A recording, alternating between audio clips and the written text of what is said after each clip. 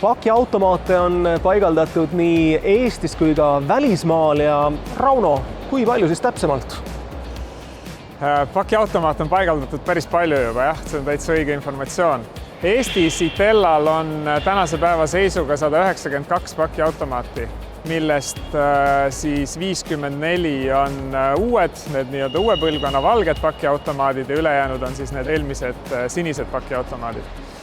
Rääkides teistest lähiturgudest, Soomest eeskätt, mis on siis meie nii-öelda omanik riik, siis Postil on mingisugune, ma arvan, 3000 kandis. See number kogu aeg nagu muutub ja elab, aga kuskil juba 3000 pakiautomaadi kandis on siis üle Soome. Ja Läti, Leedu täpselt samamoodi arenevad, pakiautomaatide arv kogu aeg kasvab, täna on mõlemas riigis juba kuskil 200 pluss automaati, nii et siin regioonis on see pakiautomaatide usk äärmiselt suur ja seda kasutatakse palju.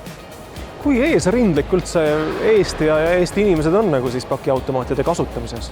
Eesti on väga eesrindlik. Eesti on tänu siis sellele tegelikult, et meil on selline nii-öelda siis ettevõte, kes omal ajal seda pakiautomaatide asja ajama hakkas. Clever on nimelt üks esimesi riike, kus seda tegelikult nagu kasutama hakati ja Eestis täna on nii palju, kui meie oleme uuringuid teinud, on kuskil 80% elanikkonnast eelistavad pakiautomaatide kasutamist. Kindlasti oleme eespool nii Soomest kui ka Lätist kui ka Leedust. Mingil määral võib-olla mõjutab seda ka eestlase natukene selline iseloom, et võib-olla inimesega suhtlemine ei ole alati nii hea, võib-olla automaadiga suhtlemine on mõnele meeldib rohkem, aga kindlasti on tegelikult ikkagi esimeseks ja peamiseks põhjuseks on see mugavus. Rauno, tunnuslause on teil hoolega hoitud, mida see teie jaoks tähendab täpsemalt? Hoolega hoitud on meie jaoks nii-öelda meie DNA või meie kontseptsioon ja üheks väga oluliseks asjaoluks siin on meie inimesed. Ehk siis meil on siin palju inimesi, kelle ütleme siis nii, et nagu põhiline huvi või selline nagu sisemine põlemine on see, et pakid saaksid alati õigel ajal kohale ja neid on siin ettevõttes väga palju. Teine, mis on hästi oluline, on see meie sorteerimisliin, mis on siin taustal, mis sorteerib pakke ja meie protsessidesse ei ole sisse ehitatud mitte ühtegi kukkumist, ehk siis pakid liiguvad mööda kandikut, siis nad lükatakse maha, nad libisevad, nad tõstetakse käsitsi kastidesse. Kuna sellel liinil ei ole ka selliseid liikuvaid kummistosi, siis see liin ei tekita mustust ja me ei määri pakke või siis meie nii-öelda sorteerimislahendus ei määri pakke.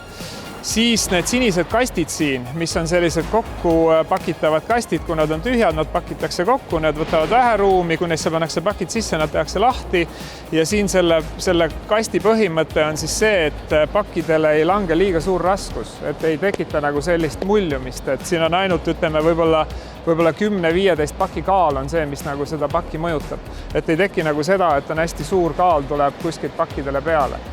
Ja neljas siis hästi oluline nüanss on meie siseautomaadid, mis asuvad sisetingimustes ja seda selleks, et vältida siis suurt temperatuuri kõikumist, mis iganes ilmastikuolusid, mis iganes, ma ei tea, vihma, lund, tolmu, mida nii-öelda välioludes palju rohkem esineb kui siseoludes, nii et see on nagu see, millega me eristume siis konkurentidest turul.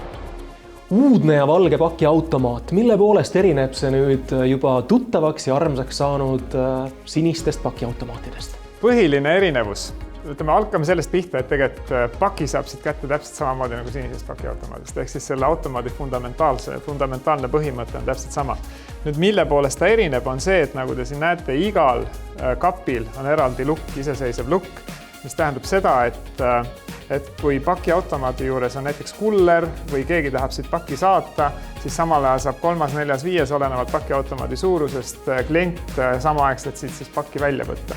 Et ei teki nagu järjekorda, mis on meie siniste pakiautomaatide juures tihti juhtub, kui kuller tuleb, parasjagu teenindab pakiautomaati või keegi otsib, tahab Soome pakki saata, seal on mingi 3000 pakiautomaadi seast vaja otsida õiget, mis on aegavõttev protsess, kaardimaksed ja nii edasi, siis selle automaadi juures seda järjekorda ei teki. Ja üks oluline erinevus on veel see, et me suuname kliente kasutama meie iseteenindust, et kui sinisel automaadil on konsool, kus sa teed ära kõik nii-öelda siis paki aadressid, telefoninumbrid, asjad sisestad, siis nende automaatide puhul on kõik need protsessid tehakse ära iseteeninduses. Kuid oluline on siinkohal veel ära tuua ka see, et ka siniste automaatide puhul tegelikult on kõikide nende samade tegevuste tegemine iseteeninduses täpselt samamoodi võimalik, nii et kliendi jaoks ei ole nagu väga suurt vahet, kas on sinine või valge automaat. Iseteeninduses saab ära teha kõik protseduurid, et paki saatmine, vastuvõtmine oleks võimalikult mugav.